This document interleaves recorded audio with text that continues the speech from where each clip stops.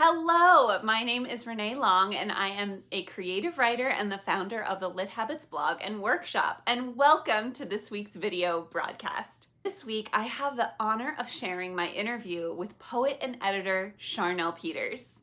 Charnell Peters is the author of the poetry chapbook Unbecoming from 30 West Publishing House. Her previous work has appeared in Foundry, Hippocampus, Crab Creek Review, and elsewhere.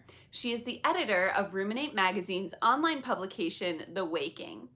And I love our conversation here because we got to go deep into a discussion around craft plus very practical tips for poets and writers to overcome procrastination, perfectionism, and imposter syndrome. In this interview, we touch on a few things like how to honor whatever emotional state you're in and write anyway, a brilliant and simple strategy for poets to outwit perfectionism, which I'm going to start using myself, and how to think like a poet in daily life when you're out in life in the world, and how new writers can manage the pressure of creating a brand and actually be content in the present moment of wherever they are in the process. Plus, Charnell shares a lovely poetry reading with us at the end, so be sure to watch all the way through. Last thing before we jump in, we are writers, right? And so we do our best thinking by listening first and then actually writing things down, writing our ideas down. So this interview actually comes with a light bulb catcher worksheet, which you can find through the form below. So hop on my VIP list and you'll get that worksheet straight to your inbox so you can get the most out of Charnell's wisdom. So it was such an honor to talk to Charnell about poetry and her process, and I'm thrilled to share this interview with you today. So without further ado, here's my conversation with poet Charnell Peters. We are here today with Charnell Peters, and we're going to be talking about her lovely book, Unbecoming. So welcome, Charnell. I'm so glad to have you here. Can you tell us a little bit about your work and what you do as a poet? Yeah, so I am currently a doctoral student. I study race and communication at the University of Utah. So that's most of my life. But I do really like to write on the side. I like poetry, especially I've been doing for a few years now. And a lot of the things that I research is actually kind of what comes out in my poetry as well. So themes of race and identity and embodiment, space and place, community, all those things kind of come out in my poetry as well. Wonderful. And Charnell is also the editor of Ruminate's online publication, The Waking, which I'm a contributor to. So that's how we've met and worked together. So it's been an absolute delight to work with Charnell as an editor.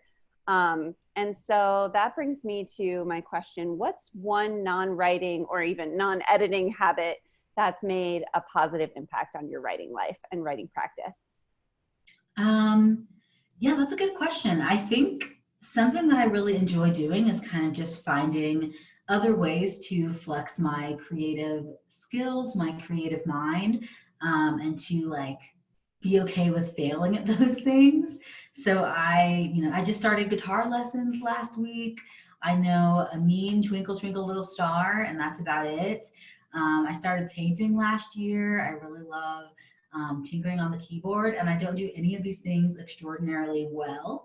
But I do think that kind of just practicing, being creative in other ways really helps me to write and helps me to understand, what a process it is to kind of get to where you want to be. Absolutely. I really believe that unless we're tapping on those other creativity centers in the brain, it's going to be really hard for us to draw from that creative well. And it's interesting that I just love that you're doing guitar, you're doing painting, that really kind of like puts your brain and your creative spirit into all these different realms. So yay, kudos to you. That's awesome. So my next question is, you've published this beautiful chapbook, Unbecoming, and you have multiple publications online in print. And you're also an amazing, thoughtful editor at Ruminate's online publication, The Waking. So what does your writing and editing routine look like, and how have you cultivated that stamina to finish a longer work like a chapbook? Yeah, I think that I am not like a really schedule regimented person in kind of any aspect of my life, so definitely not my writing. But I do like to set kind of really small, reasonable goals for myself. So lately it's just kind of been like, okay, by this month, I want to have 2 packets of poems to send out to some journals. So that would be like, 8 to 10 poems that I want to finish in this amount of time. I kind of just work at things incrementally, I guess, and when I can. So I don't really have like a set period of time that I write. I don't really have a set place that I write. I kind of do all of these things just in between a lot of other things. So maybe the way that I got to finishing the chapbook was kind of just finding those times, admittedly sometimes in classes when I was kind of scribbling things down, or walking home, or just at night when I was done with work, things like that. So kind of just finding just little pockets of time to fiddle with a phrase or a word or something like that.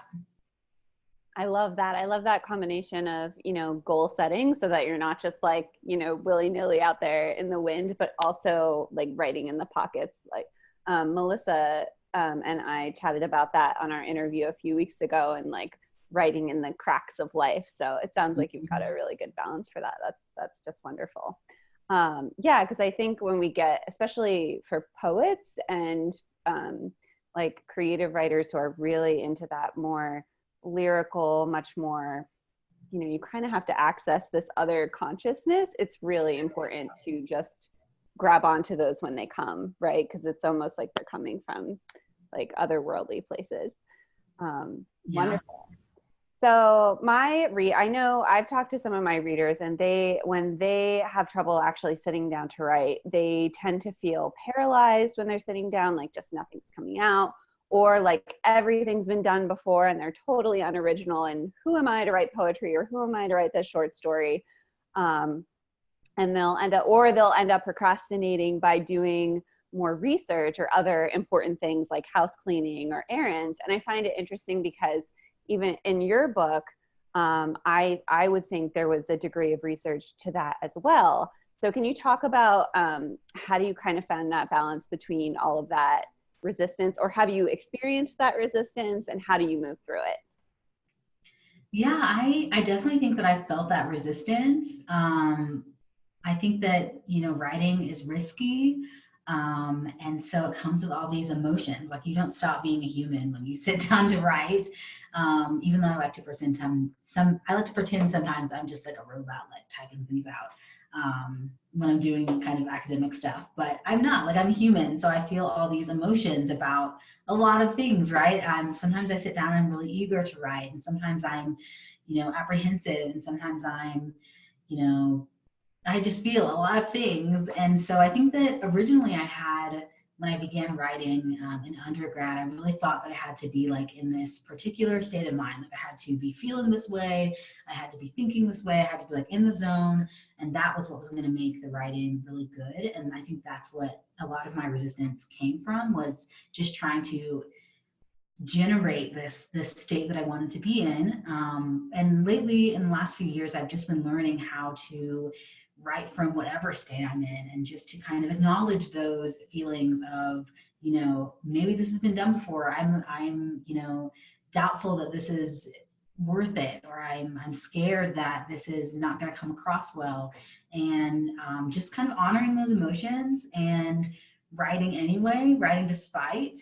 I also know that a lot of my kind of resistance can come from not from, that blank page and feeling like everything has to be generated right here, right now, or it's like over. And so there's a lot of like pressure on getting things right and getting them right the first time. And so a way that I kind of work around that with my poetry is, all the poems that I write in a year are in the same Word document. So if I'm writing on one poem and it just feels like I can't do anything more with that, I can just scroll down to the next poem and see if there's one thing that I can work on with that. So there's poems in there, there's just kind of fragments, images that I might want to work with, poem topics that I might want to explore. So there's always kind of a place for me to go, instead of feeling like everything has to be coming right now on this one thing, when I can kind of see connections in my work, and that helps things come out a little bit easier. That is like one of the most brilliant strategies I've heard in a long time. This idea, especially for poets. I'm not sure. I think it could probably work for essayists or fiction writers, but that is such a great idea for poets because, like you were saying, and I struggle with that too. That I just want it to be the final draft on the first draft. So like that is something I've always struggled with. I tend to get like really angry at myself and just like, I just want to rip my hair out because I just want it to be what it is in my brain, right? Which in my brain, I have a vision of what it's going to be, but it's just, we're humans and it's not how it works. And so the idea of putting poems all in one document is really brilliant, because if you're in that space of like, I want to work on something that's a little further along in the process, that I'm not going to feel like it's so rough drafty, I can scroll down and do that. Or if something is like coming to me like a bolt from a blue and it just like needs to get down, and I'm in the space to have something be really raw and fresh and like quote shitty first draft, like I can just do that. I love that. That is a great strategy. Thank you for sharing that. That's super helpful. So I want to dive into your actual book, which was we were just talking before we hit record about, I was, rereading parts of it in Central Park, and it was just such like a lovely experience because, Charnell, you have such a powerful way of coupling words, and like choosing your word choice and your rhythm just really makes it kind of hit like a pinprick to the heart, or maybe sometimes like a sledgehammer, either one. It's just awesome. It's so wonderful. So, and one juxtaposition that stood out to me was this alternating fire and water imagery. So I had I had it marked here. Let me hope doesn't take too long for me to find it. Let's see. There's two poems that are right next to each other. Here it is. And one is about water and the other is on fire. So the first one is When the Good Lord Willed the Creek to Rise, which has a ton of what beautiful and like sorrowful water imagery. And then one next to that is After the Mulch Fire in April, Southern Indiana, which of course, like the title says, has a lot of fire imagery. So I was curious, was that intentional or something that just kind of birthed up organically? I think maybe both. I think that at first it was maybe a little unintentional. And then as I was working through the revision process, I was really trying to figure out like, what is this about? Like, what are these poems even about? And so as I was going through the revision process, I was able to kind of see the repeated imagery and then kind of lean into that and make it a little bit more prominent. But yeah, I think it was a little bit of both. And I think I was kind of working with a lot of contradictions and juxtapositions and exploring identity through the kind of meshing of these things that don't always work together. And so what do you do when like you have, these parts of your identity that, may or may not feel like they fit organically. And so I think that the water and the fire imagery was part of that process. And I also think I was working with a lot of space and place about the Midwest and Indiana in particular, and my hometown in particular of Bedford, Indiana, which is, it's known for like limestone and had this really big history of limestone, which came out of, this water that was there, millions of years ago, and the kind of rock formations that formed that. And so I think as I was leaning into that imagery of the limestone and the kind of processes that made that limestone, I was able to kind of draw those out in water imagery in other ways, relating to the body, relating to other types of water, and kind of connecting those. I love that. Well, it worked so well. It just worked really well and created a really powerful juxtaposition, like you said. And so you did a great job. That was awesome. Yeah. And the first poem of the whole collection, On Monday I Decide to Eat 5 Kiwi for Breakfast, is really such a power. I mean, it just like jolts you awake, which I think is a really smart decision as a poet, because sometimes as poets, we need to jolt the reader awake and be like, this isn't just a poem, like this is a jolt to your body. And I really felt like I was like, okay, I'm in this. And so the stanza, once I learned I was Black, I was growing into, was not one, but many millions of skins, was particularly powerful to me. And it's a theme that's kind of threaded throughout the book. Can you talk about that concept of one, but not many? Yeah, I think that in kind of exploring race in particular is really interesting because, another way of thinking about this is that we are all disciplined into these racial subjects. Like we have no choice but to be raced and to then live in our race, and what does that mean for us? And all of that happens within community. And so I think that as an exploration of identity, I was really in these poems exploring all of the many communities that can form one person. So out of these many communities, whatever those communities are, that then forms these individuals. And yeah, and I think that we kind of learn who we are through community, other people implicitly, explicitly, intentionally, unintentionally narrate who we are, tell us who we are, and that's how we kind of learn, what it means to be a human and what it means to be a raced person, what it means to be Black, what it means to be a woman, a Black woman, all these things. And so yeah, I think it was an exploration of kind of exploring how these communities form individuals, and all the different ways that can look like, right? So it's not just like the Black community forms me as a Black woman. It's, being called the N-word as a 10-year-old in Southern Indiana also tells me something about what it means to be a Black woman. And so all of these communities speaking into an individual, is just a really interesting way to kind of explore what it means to form a body, form an identity. And that's what I think a little bit what that's speaking to. I love that. And it was incredibly powerful. It was so wonderful. And so I'm always curious how poets dig up these powerful, unique word couplings and phrases. Because as writers, we're like, that's one of our ultimate goals, right? Is to not sound cliche. And you've done such, everything was so fresh, so polished, and it was just wonderful. And one of the phrases that like popped out to me as a really good coupling, and the alliteration was really wonderful, was a trowel made of teeth. And that's a really good example. So how do those couplings come to you, and what is your strategy for avoiding cliche, which maybe goes into your editing process, but how does that work for you?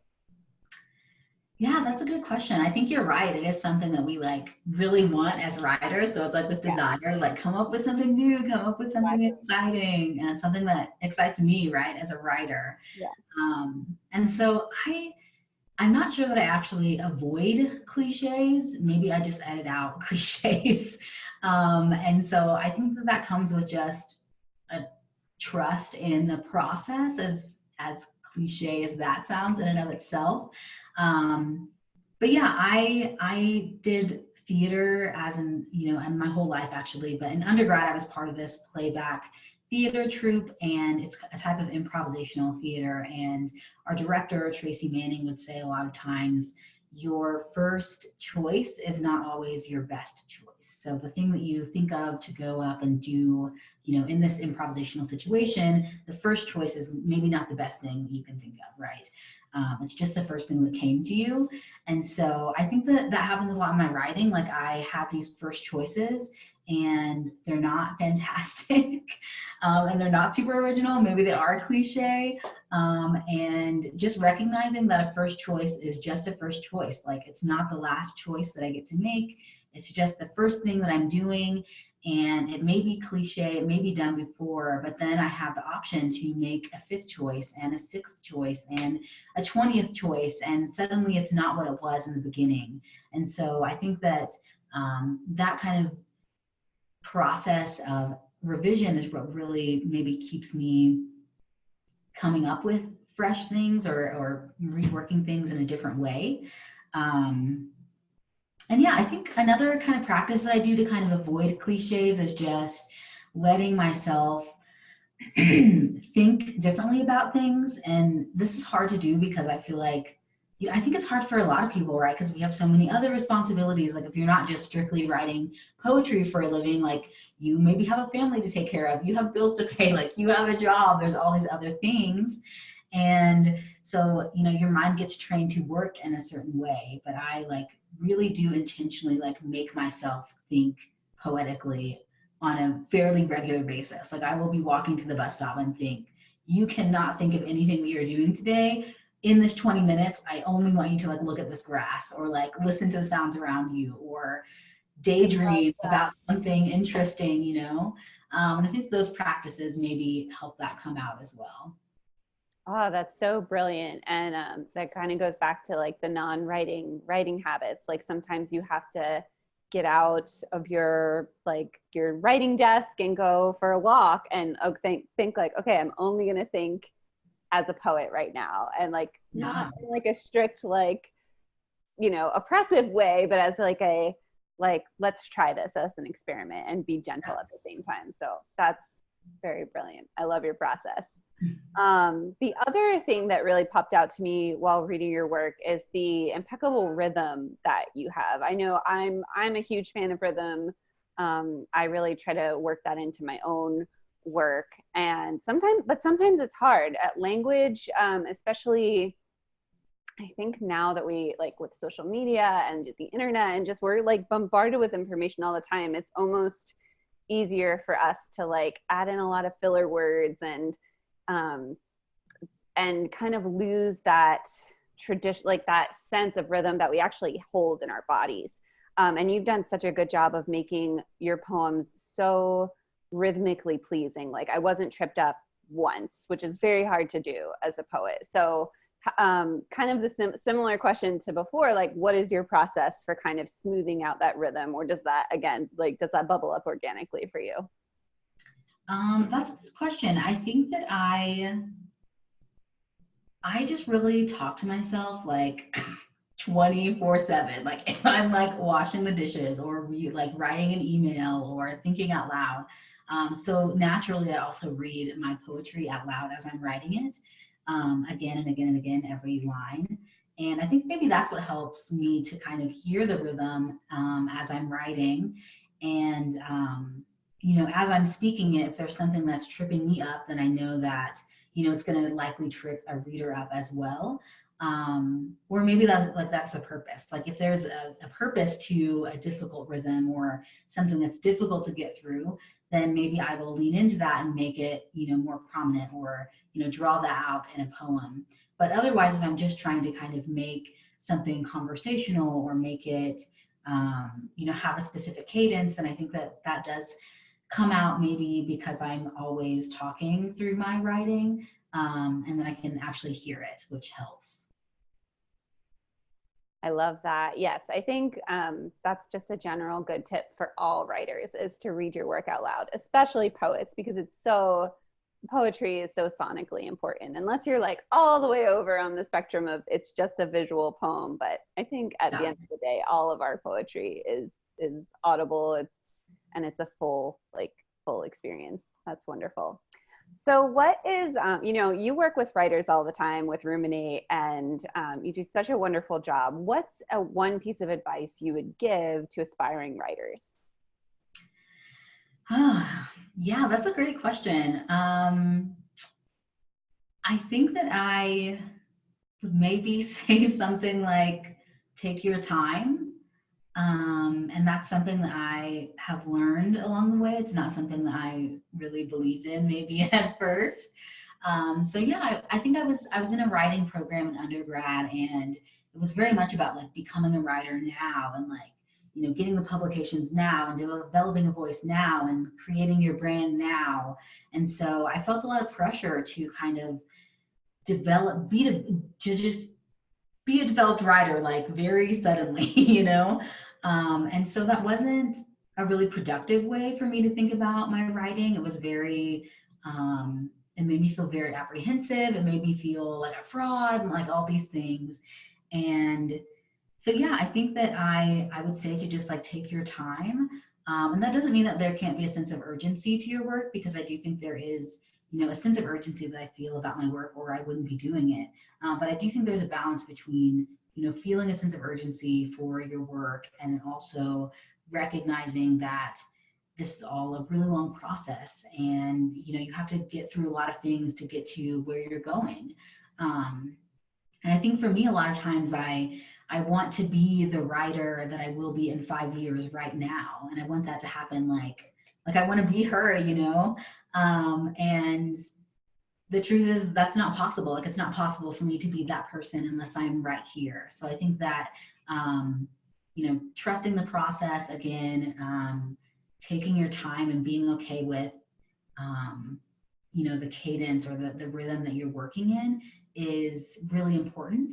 And the rhythm, it may not be completely linear. Like, it may not be me just incrementally getting better until I'm at that 5-year mark of whatever I thought that writer me was going to be like. Maybe it's more winding than that. Maybe I'm not going to be able to tell like how I even got there. But yeah, I think that just taking your time and balancing that with a sense of urgency is really important. I love that. Oh my goodness, that's such a great piece of advice, because I completely agree with you. And I have to check myself so much for that, because just like you said, I want to be the writer 5 years down the line, or I want to, obviously, like, as writers, we all want to have that publication, right? Or like that book that we finish. And we want to get there now. And yet if we do that, we're actually missing on the whole reason we are writers in the first place, is to write and be in the process. So it's like, you might as well just be where you are, because 5 years ago you wanted to be exactly where you are. So I love that. That is such wonderful advice, and such a great reminder. Thank you for just reminding me that, because I feel, and our culture does it to us too. Like, we're constantly pushed upon to do more things, stay up later, get up earlier, get the book done, get the, publish, pitch. And sometimes it's like, wait, what are we here for again? We're here to be in process, to be in communication with whatever, like you said, the urgency of the work, not necessarily the urgency of what we're expected to produce. So I love that. Thank you for sharing that. So wise. Would you do us the honor of reading us a poem from Unbecoming? Yes, I would love to. I forgot my book, but I do have in my phone, which is yay. Great. So yeah, I think I will just read the first poem that you read a line from. Wonderful. So this is: on Monday, I decide to eat 5 kiwi for breakfast. But before I can eat them, the kiwi weep into their skin, and wet and black the fur. I too spill into my edges, and have been darkening since birth. When I came so early, my pigment still slept. Once I became a body that was an older version of another lighter being. Once I was a new wet thing. Once I learned the black I was growing into was not one, but many millions of skins. That everything I have to say was fashioned into safe houses at the pits of my pores before I knew of a battle or the labor or a word. So let me lay hands upon the ones who want my body meated, and on the ones who will watch me become meat and say, it was only one body. I can read the past to their wrists with my teeth. I can fire sing the stones in their stomachs to dust, but if they take me, take my palms, cook them up with ham hock and Larie seasoning salt, and feed me to the hungry. Give me to them. Name my skin a good name, as a gift for holding me like a cross. I mean, thank you. I must be alive already on tomorrow's tomorrow. Lovely. Thank you so much for reading that and sharing your work with us. That was wonderful. Everyone need to get this chapbook. It's incredible, and read it in Central Park. Like I did. It's incredible. So what's next for you, and where can people connect with you and find your work? Yeah, what is next for me? That's a great question. Hopefully a PhD soon. Hopefully some more writing coming out in some places. I do have a Twitter account, so if you want to follow me on Twitter, Charnell Peters, just my name, you can follow me there. Yeah, so we will see. I'm also trying to figure out kind of what is next steps for me, and I'm excited to see what that is. Yes, excited for the unfolding. I'm excited too. And I'm excited that we get to work together all the time. It's been such a pleasure. And it was such a pleasure to talk about your poetry and something outside of what we normally do together. So it was wonderful. That was great. Okay, thank you so much, Charnell. And everyone, this book is amazing. Head over to her website. I'll post the URL below. Grab that book. Hey there, it's Renee again. Thanks so much for listening to this interview. If you want to learn more about Charnell, head over to her website at charnellpeters.com to buy her amazing book and read more of her beautiful writing. Then, don't forget to download your light bulb catcher worksheet that has specific free writing prompts to help you take the wisdom you gained in this interview and integrate it into your own life and writing practice. Fill out the form below and hop on my LitHabits VIP list and get that worksheet straight to your inbox.